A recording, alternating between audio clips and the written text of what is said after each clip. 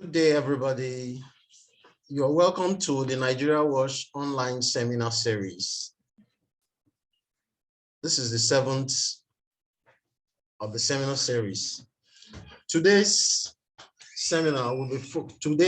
presentation will be focused on discussing kidnapping in Nigeria, trends, protagonists, and targets. This online seminar series has been geared at trying to look at the trends of violence generally in Nigeria. We've been talking about several issues, and today we are going to look at kidnapping. And the presenter of today's topic will be Biola Ayodokun. She will take over from me and make the presentation,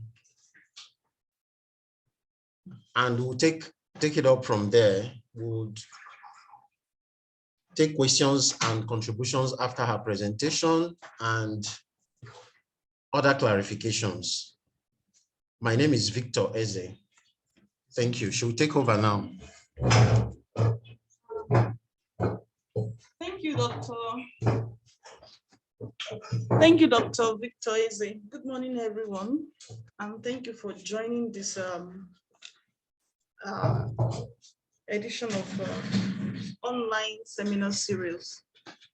Today, we're going to discuss kidnapping in Nigeria, trend, protagonists, and targets.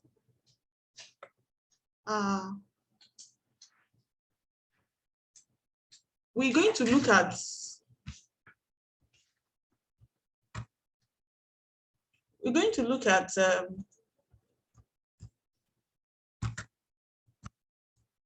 kidnapping in Nigeria, trends, protagonists, and targets. I'm Ayodokun Abiola Victoria.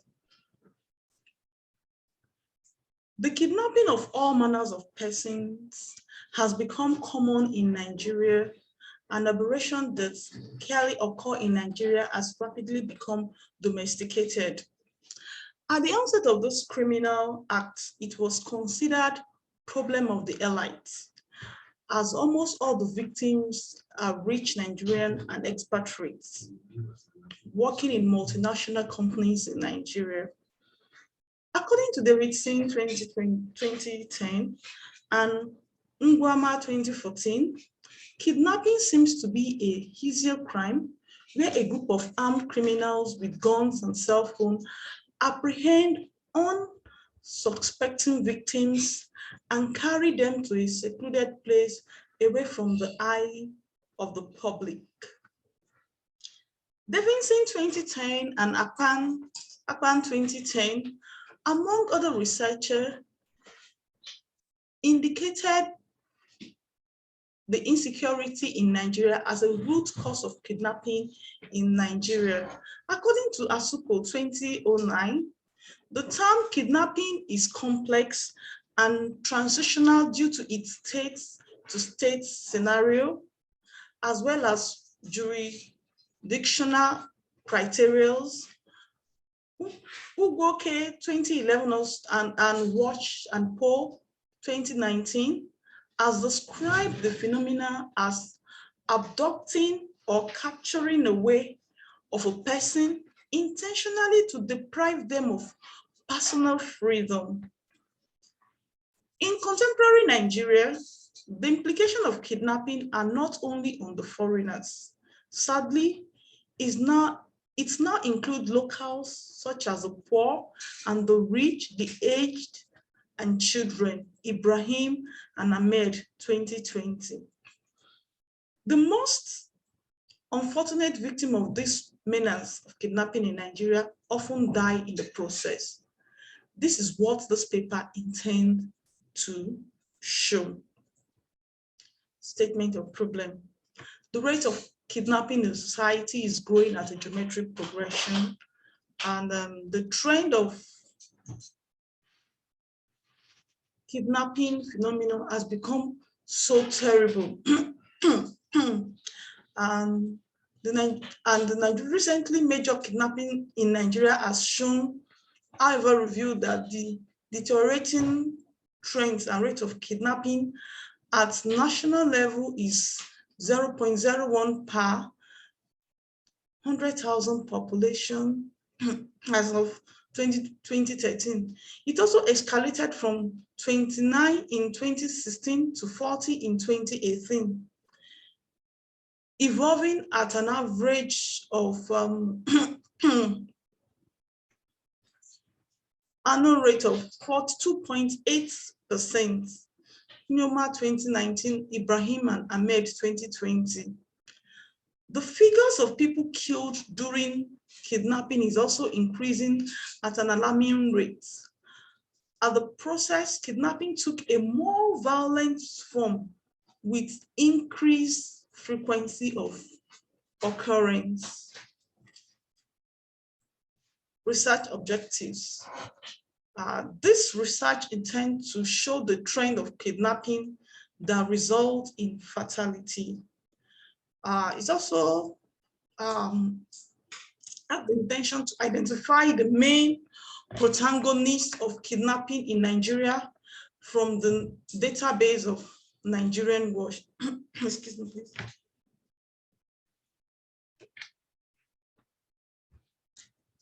To indicate from the database the targets of kidnapping, the methodology.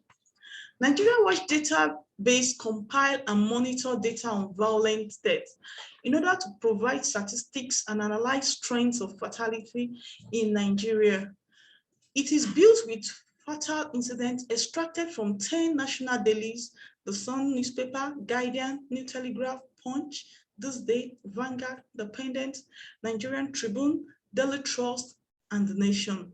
Aside the national dailies, data are collected from police reports, judicial precedents, hospital reports, and reports from human rights organizations like the Human Rights Watch and Amnesty International. We want to look at the methodological issue in this research.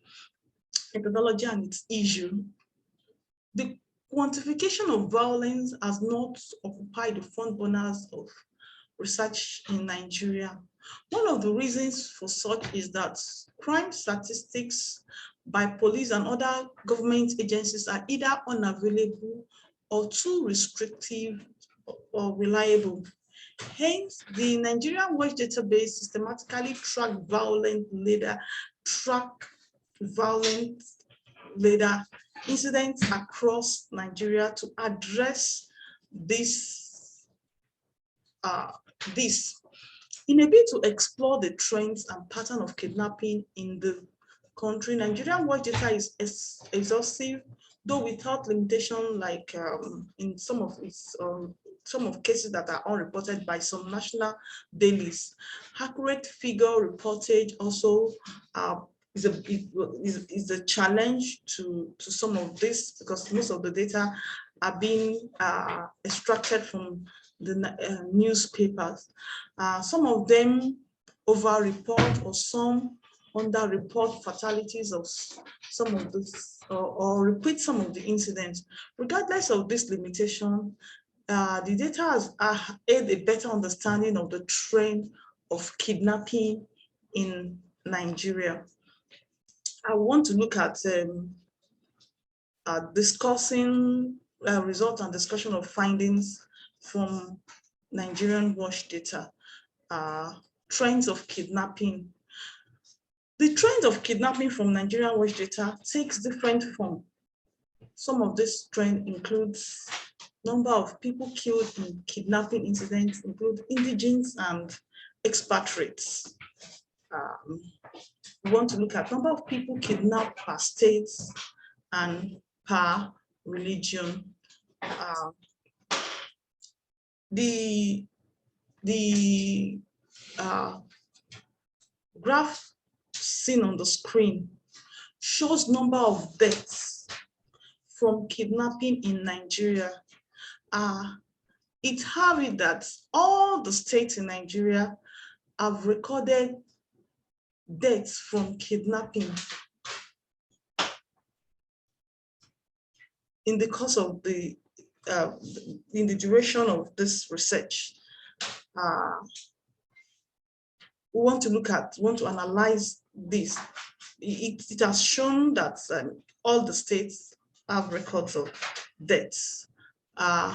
In analyzing the data collected from Nigerian Watch data between June 2006 and May 10, 2022, there's an increase in the number of people killed.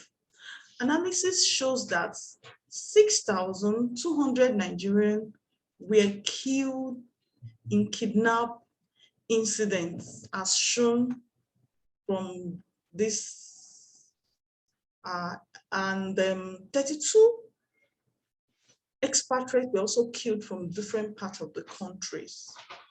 Shown from the table on the screen, it's shown that in all of it that we have 6,200 people, Nigerian indigenous killed from kidnapping, while we have 32 people who are expatriates that were killed in the shores of Nigeria by kidnappers. Analyzing this, we have that Kaduna State has the highest number of deaths, with 850 Nigerian citizens killed and 3 expatriates killed also. We have Borno to be the second highest, with 812 citizens killed, while 8 expatriates were killed. We have also in Rivers State, which is the third in the list, we have 508 citizens killed and 6 expatriates killed. The fourth state is Niger State, with 374 deaths and no expatriate. The fifth one is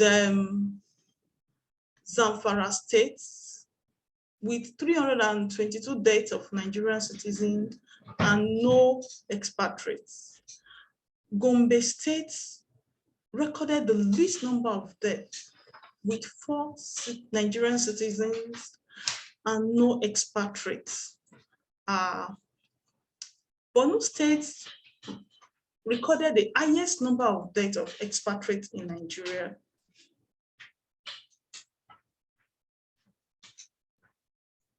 Looking at the kidnapping rate by region, analyzing it by region, we have the Southwest. Southwest, we have 572 citizens killed, with 3 expatriates killed too. The Southeast recorded 617 citizens killed and 2 expatriates killed. North Central, 896 citizens, 3 expatriates. Northeast, 1,198 citizens with 12 expatriates killed. South has it with 1,220 citizens killed and 8 expatriates killed, and the Northwest has the highest numbers of figures so far, 1,700 citizens killed and 4 expatriates killed. We could see it from the trend that Southwest has the least has the least number of deaths from the table on our screen. And although we have more, the expatriates killed, we have 3 expatriates killed in Southwest, while in Southeast, 617 citizens were killed and recorded the lowest number of expatriates killed in Nigeria. But critically looking at the table before us, we have Northeast to have the highest number of expatriates killed. This will be further analyzed in the course of the presentation. I want to look at this is by region. We want to look at the kidnapping by year. Kidnapping by year. We have in 2020 recorded the highest number of deaths in kidnapping, which is 1,129 from the table above. We can see the analysis of deaths of both Nigerian citizens and the expatriates.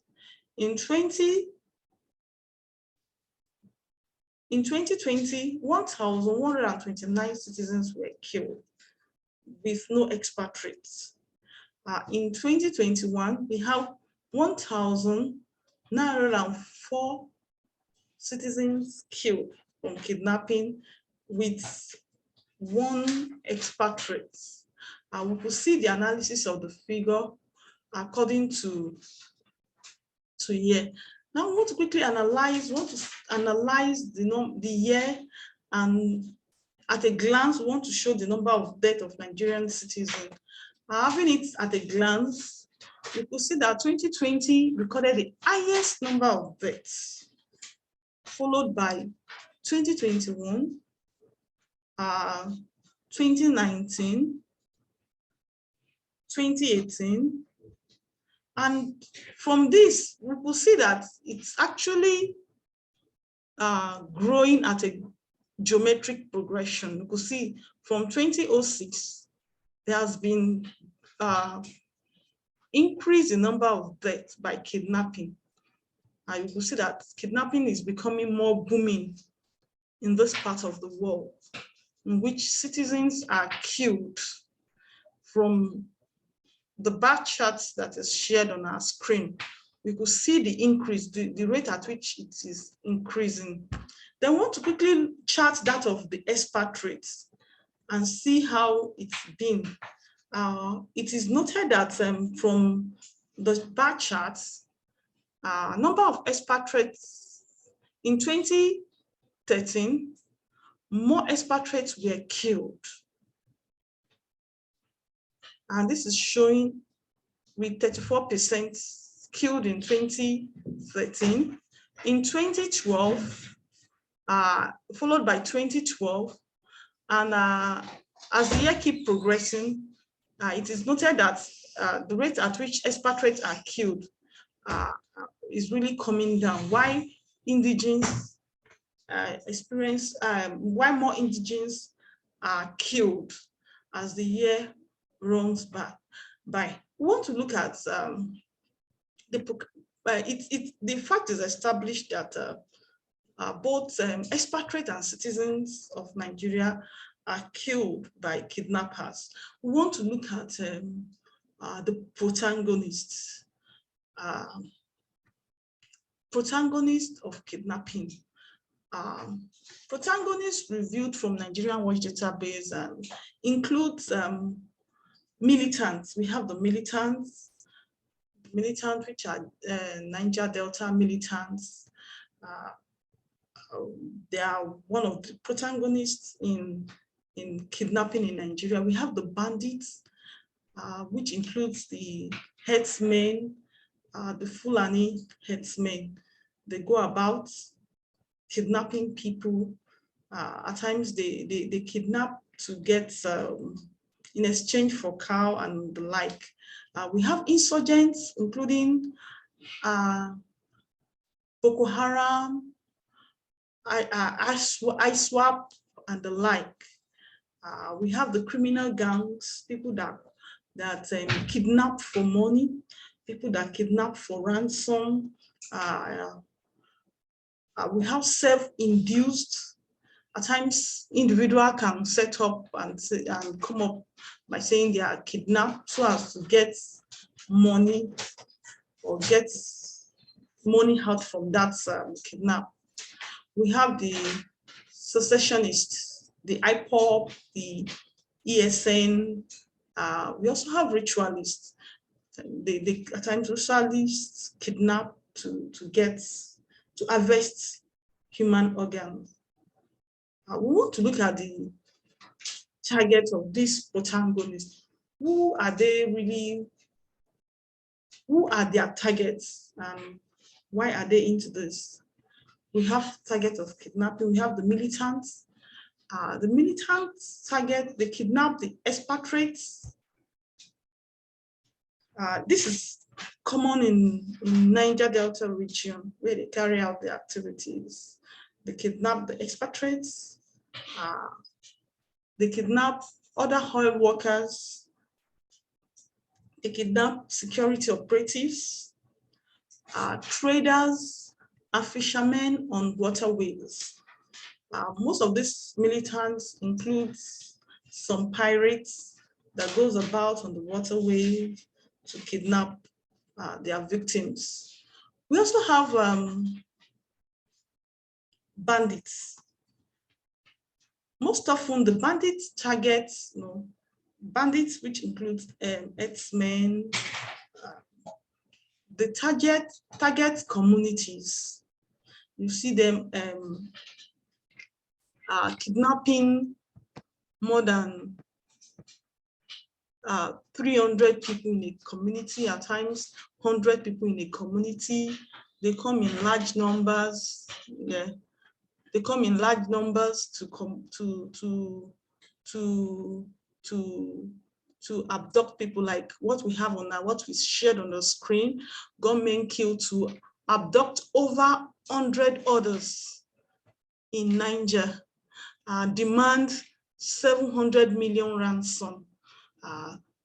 The bandits could come, they could be community, their target could be communities, their target could be rival groups, their target could also be expatriates,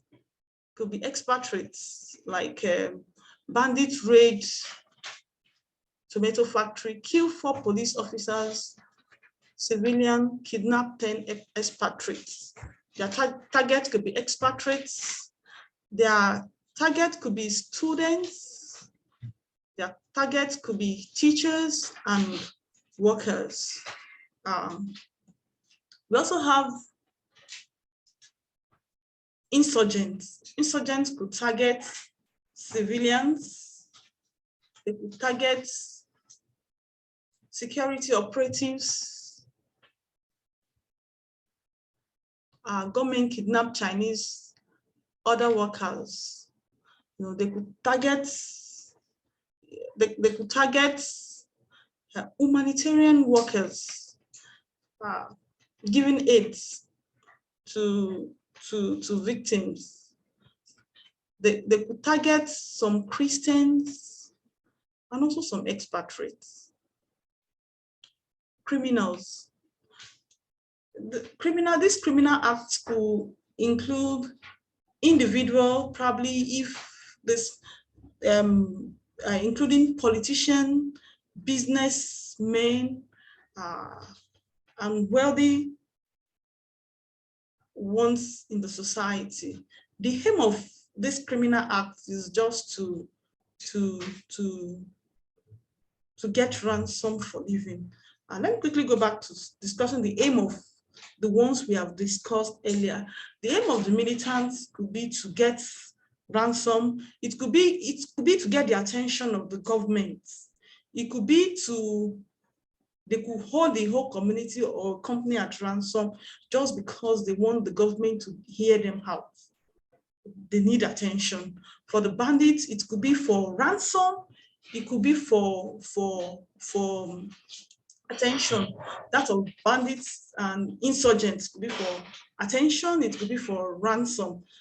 In the case of the abduction of the Chibok girls, the abduction of the children, the Bethel Baptist students, and of recent, the bombing of the train from Kaduna to Abuja, and still some of the victims are still in the hand of are still with the insurgents and trying to place huge demand on the government. They do this at times when they need demand from the government or when they need a negotiation. At times they kidnap to exchange in exchange of some of them that the government have arrested, or that some of them that are in jail, they could kidnap for an exchange. So self-induced. Okay, I'll continue from where I digressed earlier. Criminal, we say criminally for criminals for ransom, and mostly it's not for attention like that of the militants, like the bandits and the insurgents. It's not for attention. It's just to get proceed, to get something to live.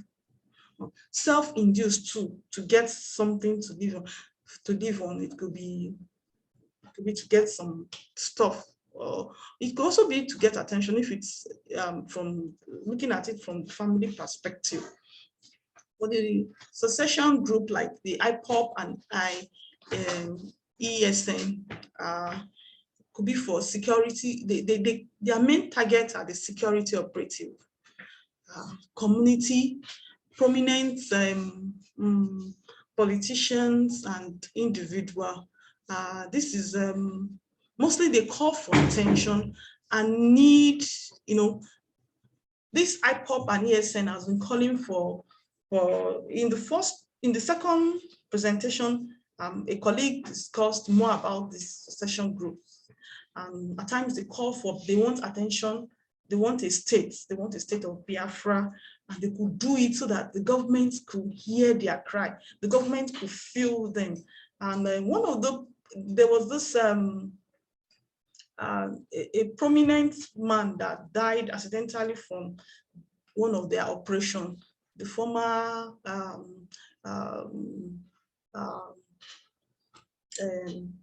the husband of the former NAFDAC director, Dora Aquili husband, was brutally murdered from this.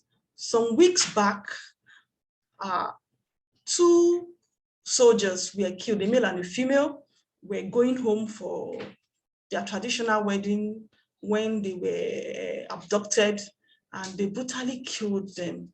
In fact, they killed them and then they disembarked them and cut them into pieces and killed. And reason being that they hate government, they hate security operatives, and they don't want to see them around. So many people fall a victim of this just because they need attention of government, they need the attention of the society, they need the attention of the community, and they go about killing security operatives. At times they kill prominent politicians because they just don't want to hear about the next election. They don't want to hear anything about election or political issues around them. They want to build their own state of Biafra. So they don't want anything. So they go about kidnapping these prominent politicians or individual mediating.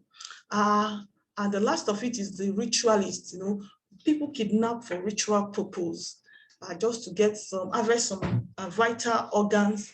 They could kidnap them, put them in some places. From Nigerian Watch data, we could read some of the incidents, we could see some of the incidents like this, suspected ritualists kidnap over killing of 9-year-old, but they could kidnap this individual and keep them until they need their vital organ. They go about kidnapping to harvest this organ, probably for sale, for ritual purpose, and the like. This has shown how we have some of Nigerian Watch data on this. Was gotten from Nigerian Watch data. Man shot dead, teenage daughter abducted in Zaria. At times when they may kill the head of the home, abduct someone, and negotiate on how to get ransom. Many times, university lecturers, many times are victims of this. They could be victim of criminals to get something, believing that they are well paid, they could get money. They could also be kidnapped for political reasons, and they could also probably be kidnapped so that they can hear their attention, since they are prominent in the society. Like this one, government queue bus driver abducts Guardian correspondent, 19 others. At times, a whole bus could be, they could abduct people from a whole bus. They could abduct like 18, 20 people on their way and just take them away for ransom. They also go about kidnapping expatriates because it was believed that they are foreigners and they should have money in dollars or in pounds and the like. So it's a common thing. And they also go about community kidnapping in masses. I want to look at nature and pattern of this attack. Like I say, nature and pattern, it could be for political reasons. It could be just want the attention of the government or want to take over some facilities or take over some states. It could be for religious purpose, claiming a religion is superior than the other, claiming that it comes in various ways. It could be religious reasons. It could be for ransom, just to get money to live, for criminal acts. It could be for ritual purpose, to harvest organ to use. They come in different patterns. And this now leads to where I'm going to conclude this paper so that we could give room to questions and contribution. In conclusion, kidnapping has become endemic in some parts of Nigeria. UN estimated over 2,000 children as victims of kidnapping in Nigeria, victims who are mostly minors or vulnerable individuals, unlike in the past that people are kidnapped based on class and economic status and affluence. Kidnapping is now a lucrative business in which everyone is a target, and it's hard to differentiate between kidnapping by bandits, herdsmen, insurgents, criminals, and the like. Therefore, government should beef up security and see to the end of kidnapping in Nigeria. Thank you so much for listening. Thank you so much. I'll call on Dr. Victor to do justice to the second detailed part. Thank you.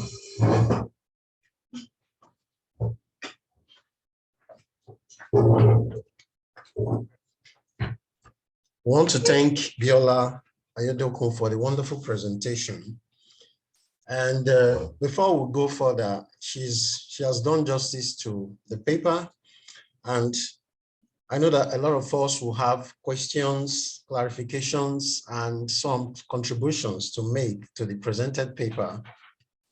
It's worthy to note that most of what she has presented come from the Nigeria Watch database, and even beyond that, because the instances of kidnapping, we have kidnapping instance where we record deaths, fatality, and also we have a lot of other instances of kidnapping where we don't have deaths, especially when the kidnapping, the purpose of the kidnappers or abductors is targeted at making money or targeted at other reasons. So I'll want to open the floor for questions and clarifications and also contributions. I want anybody who has questions, you can indicate by raising your hand and I'll reach out to you and give you the floor.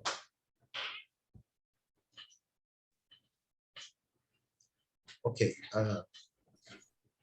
I will mute you. Okay, Professor Macanton. Prof. Hello, everybody. Hello, Prof. Hi. Yes, maybe first a clarification on the methodology, as you mentioned, Victor, because indeed, number one, Nigeria Watch is not exhaustive. It relies on open sources and the media, and they don't capture all deadly kidnappings. And number two, as you mentioned, Victor, and this is very important, we can save and record only kidnappings that result at least in one death.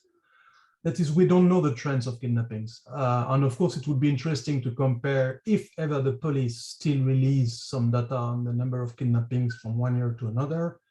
The problem in Nigeria is that the police annual report are no longer published because it was done by the Clean Foundation.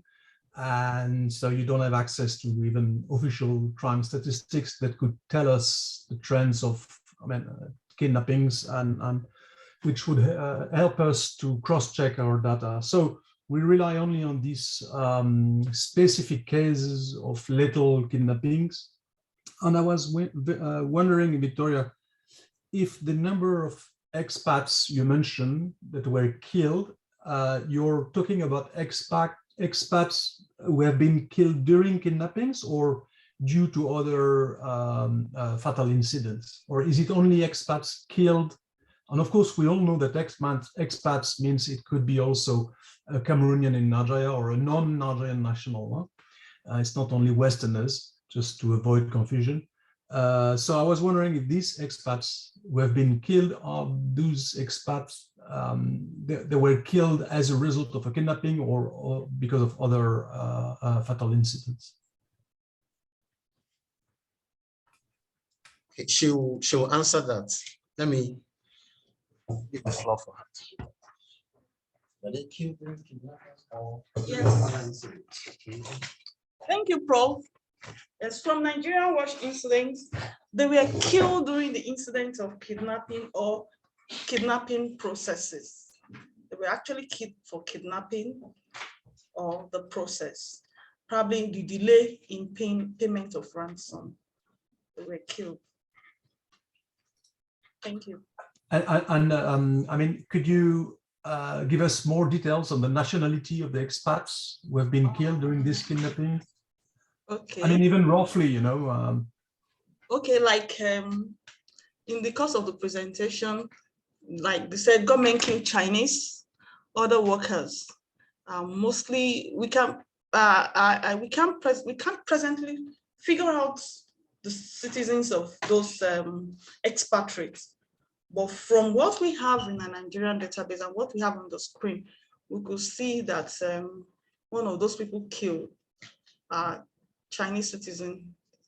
And thank you for pointing this out. It could be another research topic that would be very interesting to look into. Thank you, sir. Thanks. Sorry.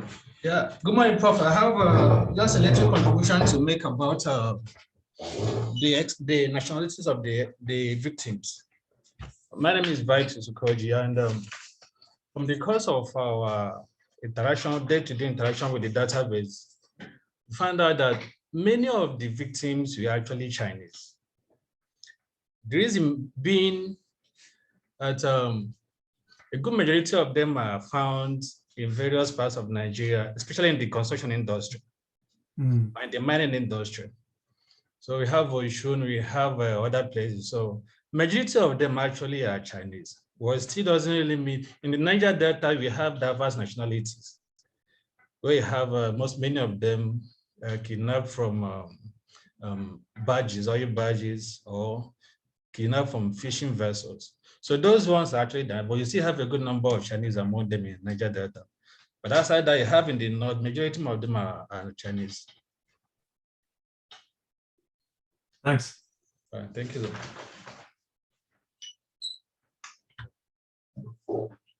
Thank you, Prof.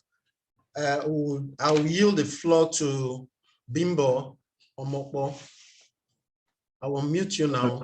All right, so Bimbo, can you go? Thank you very much for your presentation.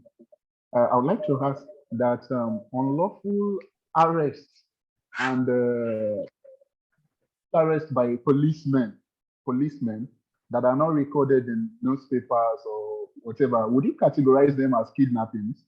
Because oftentimes you could hear of policemen going to the center of town, seeing a couple of young boys gathering together, perhaps talking, perhaps hanging out, and then round them all up, throw them in the police van, and zoom them up to wherever without any form of, what's this thing called? For arrest. Warrant. Yes, warrant, arrest warrant. Thank you very much. So would you categorize that as kidnapping? Because sometimes we would oftentimes also hear that those guys arrested died in police custody without any form of, filing their cases to court. Thank you. Okay, I will give you an answer to that, Bimbo. When it comes to security agents, I know that the wider meaning of kidnapping implies abducting an individual against their wish or their will. In this sense, when it involves security personnel, the right approach or the right terminology would be extrajudicial. You look at it from the extrajudicial perspective. So you could term it extrajudicial, not abduction or kidnapping or anything, but it's an extrajudicial treatment. You call it inhuman treatment, all within the balance of extrajudicial treatment or extrajudicial handling of civilians by security personnel. That is the best answer, or that's the best category for that, or the best categorization for that kind of treatment method on civilians, like the way they've been handling the SARS, the defunct SARS, the way they've been handling the so-called Yahoo boys and other people. They seem flashy enough that they want to arrest them without warrants, appropriate warrant or legal backing, and detain them, and even try to milk them of some proceeds from their criminal activities. That's such individuals whom they arrest, because such security operatives, they're usually privy of the proceed of crime from these individuals. And so they want to stem in and arrest these individuals, not arrest in a sense, but to extrajudicially abduct these individuals and hold them down to get their own courts from their proceed of crime or Yahoo business. So the best terminology is extrajudicial treatment. That's what I can say to that. But let me allow Prof to say something. So Prof, I will mute you. So you say something, I think. Okay, yeah, thanks. No, I just wanted to join on this issue because I think it's very relevant, the one mentioned by Bimbo. It's very important because the perception matter, when it comes to kidnappings or capture. I mean, the slave trade was a kind of massive kidnapping in a way. And today in the Sahel, this is a big issue. In a village, the army comes, they illegally arrest people at random, and you never see these people again.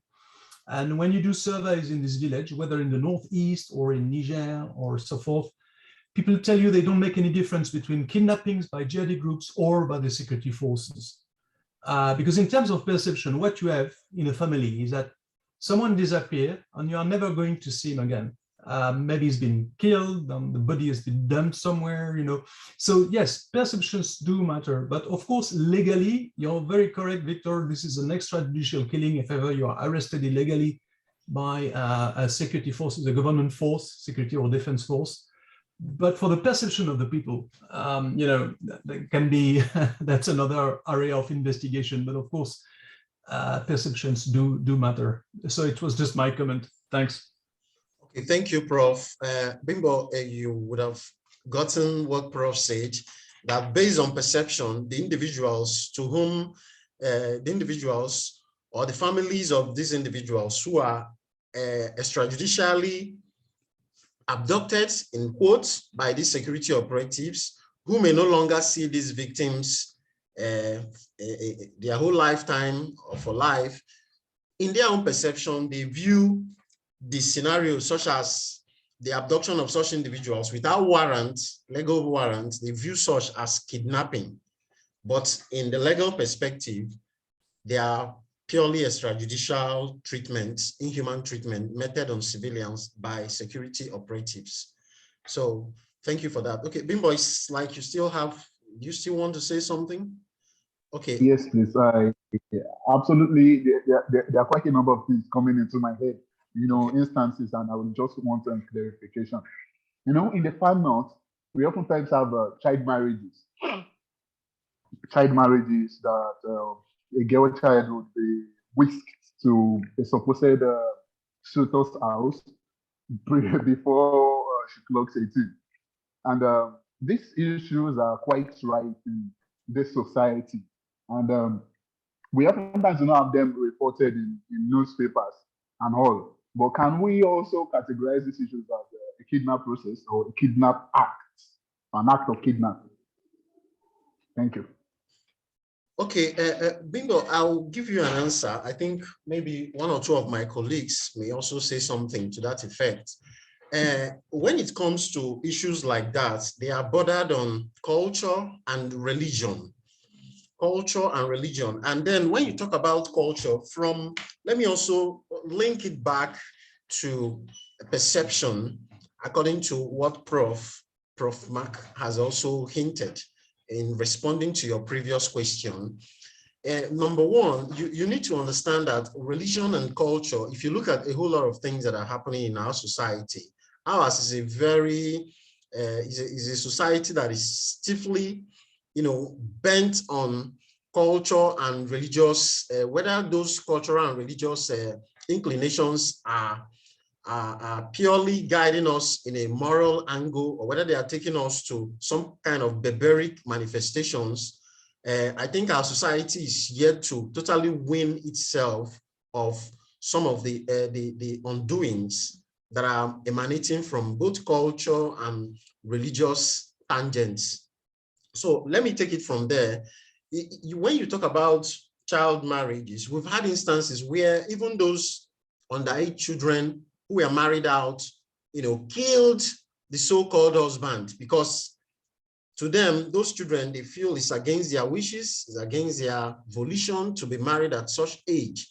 And they also want to still explore life and live life. We know that, giving out a child that is below 18 years, in the broader sense, globally, it's illegal by United Nations and World Health Organizations and other key indicators bodies. We know that such is very illegal, but based on the cultural and religious undertones that are associated with some of these things, I've had cause to interact with someone from the northern part of the country, and we were talking. He said he made a comment to me that it's better to get them married at earlier age than to allow them start being wayward. You can imagine that kind of mentality.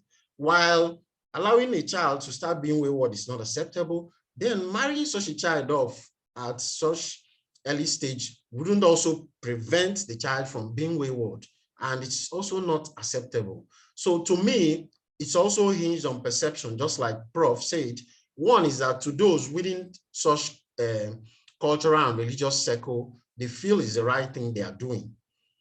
And to them, if you tag such kidnapping, they will see you as someone who doesn't understand what is really happening, that you're an outsider. Then for us who are outside such culture and such religious practices, we know that by the standards of the United Nations and other key bodies, global bodies, that such a practice is not appropriate, it's criminal, it's an inhuman treatment. And if you call it kidnapping in a sense, fine, because we've also had instances where people who are, let's say, some Southerners who are in the North, especially Christians, young underage children, were also some sort of, in a way, kidnapped. So it's kidnapping. They were giving out a marriage to some people who operate in these religious and cultural pressings, and they view it as something. And it took the clamoring by the citizens in the media, social media, and all that to get the government or to get some key, some prominent individuals to reverse such odious process. So to me, it's kidnapping. To them, within the practices, they feel it's not, but it's kidnapping in a sense. It is. You call it kidnapping backed by religious and cultural undertones. So okay. My colleague will add something before we ask the question. That, what he has said so many things in line, like the culture, the tradition. Bimbo, I could remember the abduction of Ese from, I think, from Bayelsa State, or so Bayelsa or Delta, to the northern part of the country. And by the law, Ese was abducted, but the abductor said he took her because he wants to marry her, an underage child. Like he said, like there's some culture, belief system that are barbaric to depending on how you see it and where you belong to, the points of view you're seeing. But by law, it was seen that Ese, the young lady was abducted. It actually flooded the headlines of news for months, even for a year that her case was being followed through until she was asked to leave the northern region through the help of the law, then the traditional ruler and the like. But the guy said he didn't abduct Ese, that he wants to marry Ese and is ready to pay the dowry for Ese. But by law and by UN standard, that is abduction. Thank you so much. That's the little contribution I have about your question. I hope you're fine with that. I'll call on Dr. Eze to continue. Okay, I'll yield the floor to Ado Obiago. Good afternoon, everybody. Good afternoon. Thank you for having me. Considering your discussion on child marriage in relation to kidnapping, I was wondering the difference between kidnapping and human trafficking. Like, we know that sometimes when young girls are married off, it could also be mostly they related to human trafficking or women trafficking. So where do we kind of create the gap or differentiate the two concepts? Thank you. Okay, let me say something about that. Kidnapping is, in a layman's term, taking an individual from his or her own comfort zone or wherever he or she is found to another location or a place against such a person's will. While human trafficking, I've had cause to live with a man in the same compound where the man was purely practicing human trafficking. He brings in these ladies, 5 of them or 10 of them per session, and they are groomed, they are told what they will be embarking on. And at the end of the day, they are exported to places like Italy and co.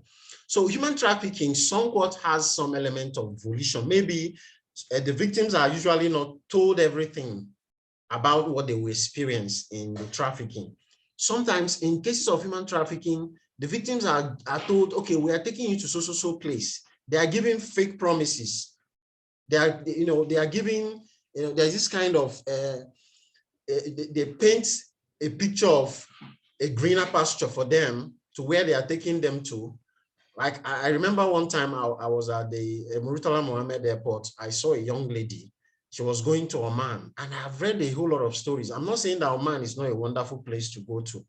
I've read a whole lot of stories about young ladies going to some of these countries, getting trapped there, and at the end of the day, maybe they will start seeking for the attention of the Nigerian government, led by Abike Dabiri, Erewa, and co, to help them come back from such journey they embarked on with their wide eyes open and all that. So most times people, the victims of human trafficking, they are not given the full picture of what they will encounter in the course of the trafficking. But abductors don't tell you where they are taking you to. They just bundle you and take you from a position, a place to another place. And it could also imply why people also lose their lives in human trafficking situation. Most times in abduction, you don't have a right to where you are being taken to, or you don't even have a previous, you are not given a prior knowledge to where you will be taken to or what will be done to you. So there is a slight difference between kidnapping and human trafficking, but they are all bordered on the individual. Somewhat also the individual's will to understand where he or she is being taken to, and giving an individual a full picture of what will happen when you are taken to such a place do happen. So that's what I can say to the abduction, kidnapping and human trafficking. Adobe, I don't know whether I've given you. Yeah, thank you. But in child marriage, I do believe that those kids and their family actually know where they are being taken to. So I can't really comfortably say that we should classify that as kidnapping. Perhaps another term could serve to define child marriage. Thank you. Okay, Adobe, as a reaction to what you just said, a child marriage scenario, just like my colleague pointed out, the Ese Ururu's case, can be called kidnapping in a sense because the family was not involved. The knowledge of the family was not sought, and the child was abducted by the so-called spouse, would-be spouse, who never consulted the family in that regard or in that case. So if a minor is taken without the consent of the family in that kind of scenario, it is abduction.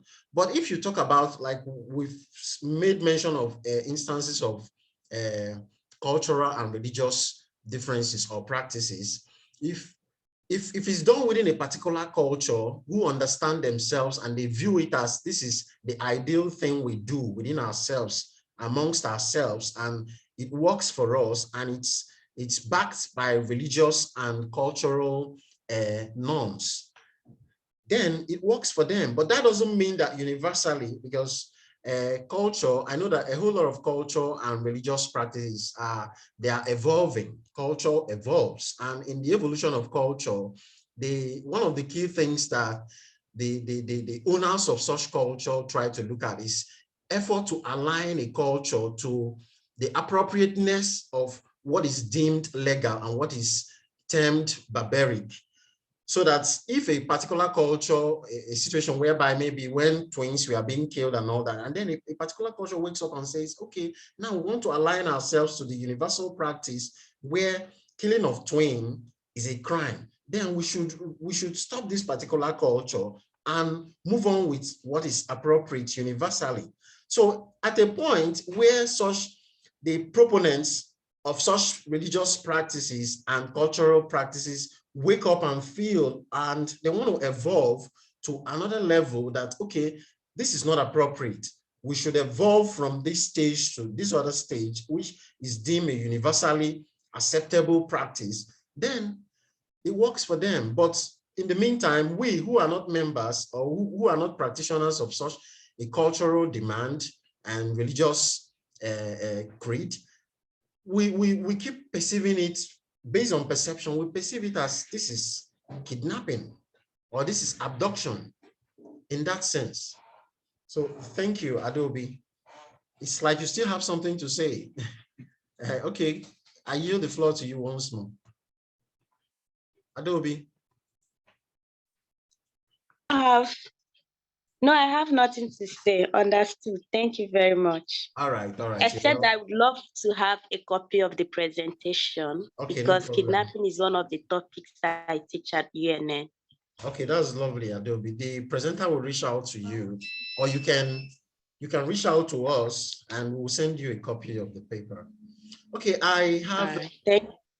You're welcome, Adobe. I have Mukhtar. Mukhtar, I yield the floor to you. Can you say something? Mukhtar, you're unmuted. Yes, can you? Go on. Hello, Mukhtar. Yes, it's muted. Can you hear me? Yeah, I can hear you. Can you write on? Can you hear me? Okay, thank you. Thank you, Mr. To ask you one question away when you. Okay, Mukhtar, it appears your network is fluctuating. Could you write your question or clarification in the comments box? We will attend to it. Presented it. Hello. I'm sorry, your network is fluctuating. Can you hear?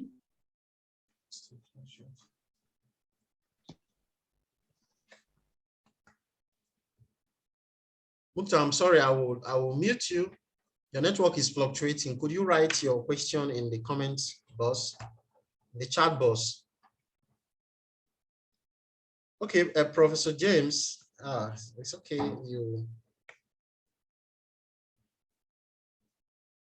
Could you write your comments in the chat box? We'll attend to it.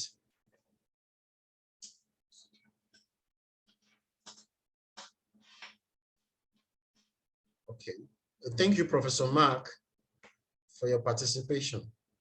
Okay, so Mukta, I'm waiting for your comments. In the meantime, I want to thank every participant. And if there are more clarifications and questions, okay, Wilson has, let me yield the floor to Wilson. Wilson, please, could you unmute yourself and make your contribution?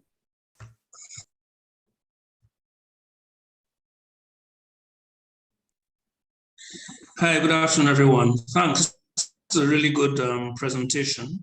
Yeah, thank you, Wilson.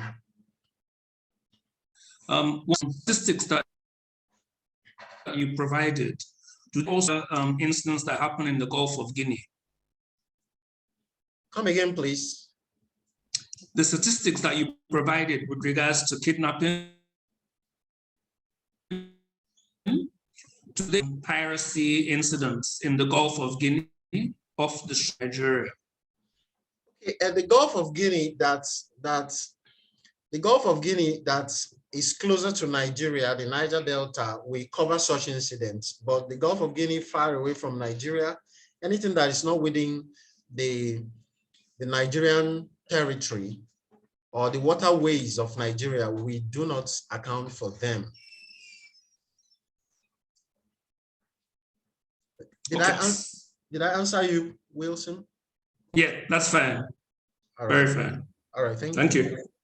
Thank you. Okay, Mukta, I'm here to get your question in the chat box, but I will unmute you again to see if we'll be able to hear you. Mukta, can you unmute yourself and okay? Can you hear me now? Yeah, I can hear you. Okay. My question is just that what is your reaction to the government intention to regard any person who is trying to pay any ransom with his relatives, or who, as a constitutional,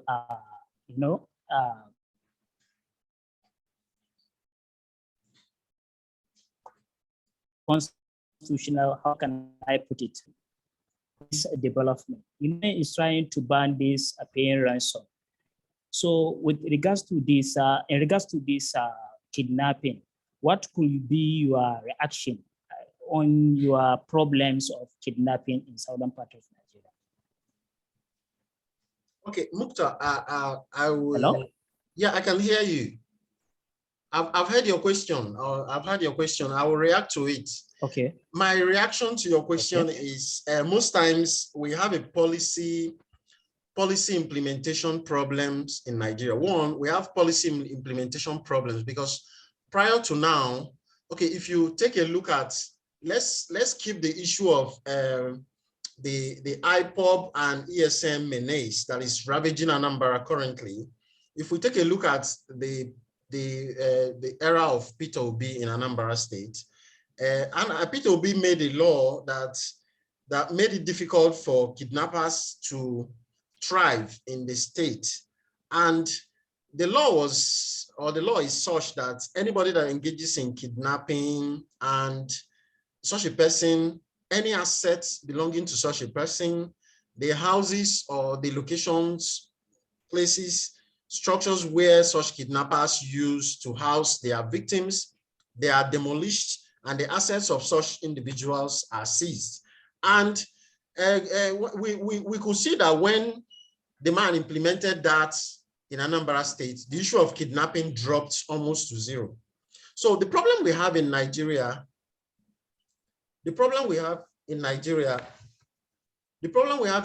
is making a policy and following through.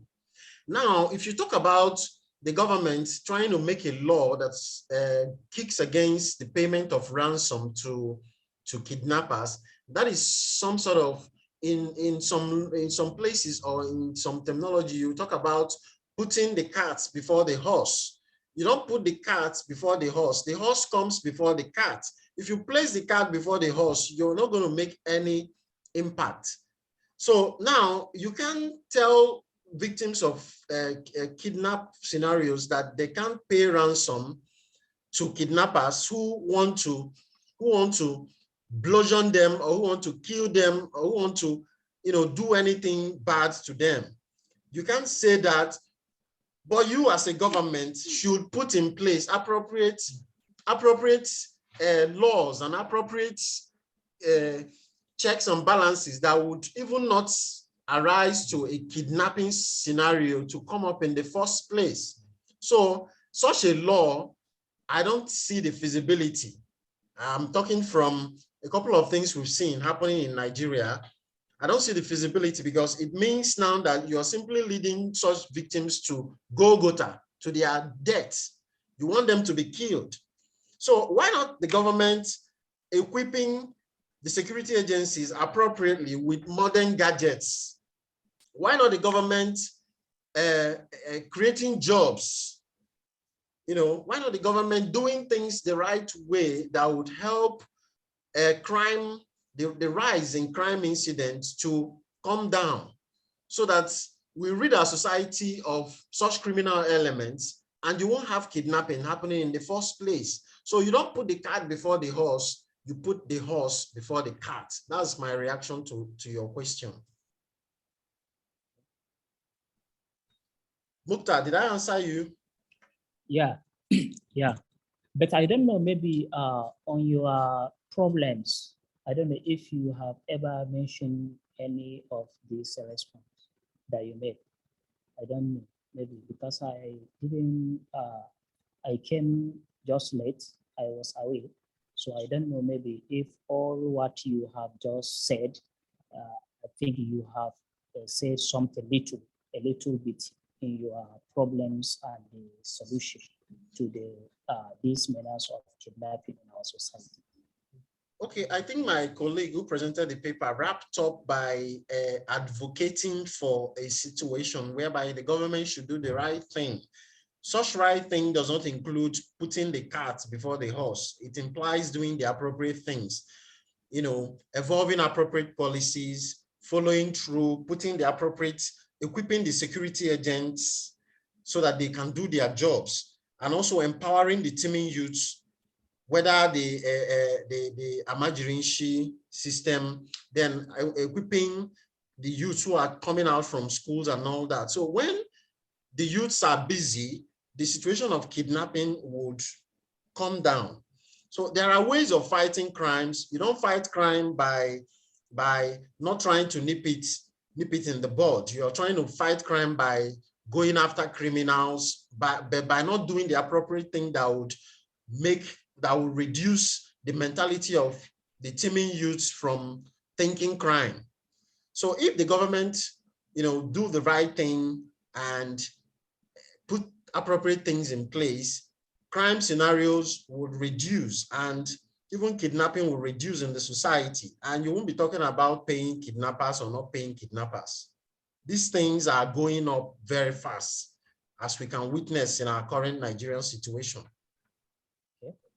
So my last is just a request. Please, I want you to share with me this paper presentation, because I don't have it. I don't know how to get access to it. Please. Okay. So I don't know where can I put down my email address so that you can forward it to me. Okay. Okay. You got the link to this presentation through an email. So if you send an email to that particular email, you'll be replied accordingly. Thank you. Thank you. You're welcome. Thank you. Welcome. Okay. In the absence of any other, okay, let me read the chat boards. Sorry. Okay, Wilson, we'll do that. We could see your email address. We'll do that appropriately. Okay, I don't know whether any of my colleagues has contributions or clarifications. I will yield the floor to do any of you. Okay, so I want to thank every one of us for the participation in this seminar series. It has been a wonderful time, and I want to thank the presenter, Victoria Abiola Ayodokun. She has done justice to the paper. I want to thank the coordinator of the Nigeria Watch Project, Vitus Ukoji, and I'm also a member of the Nigeria Watch team, Victor Eze by name. And I want to thank all of us who participated, those who asked questions, those who made clarifications. I want to thank in absentia Professor Marc-Antoine, who made an appropriate contribution that, talked about issues of perception when it comes to kidnapping and all that. So I want to thank him and all others who have participated. Thank you very much, and we look forward to our next presentation, and we hope that you will be there. The next presentation will be on mapping banditry in Northwest Nigeria, nature and prevalence. We're going to look at the nature and prevalence of banditry in Northwest Nigeria. So I look forward to seeing us in that presentation and thanking us for our time, sparing our time to be here. Thank you so much. You can go on YouTube. Okay, so you can also see this presentation on YouTube. The previous ones too are there on YouTube. Thank you for your time as I sign out from today's presentation. God bless you. And for those who need this paper, you can write us, shoot us email, and we'll give you the papers. Thank you and remain blessed.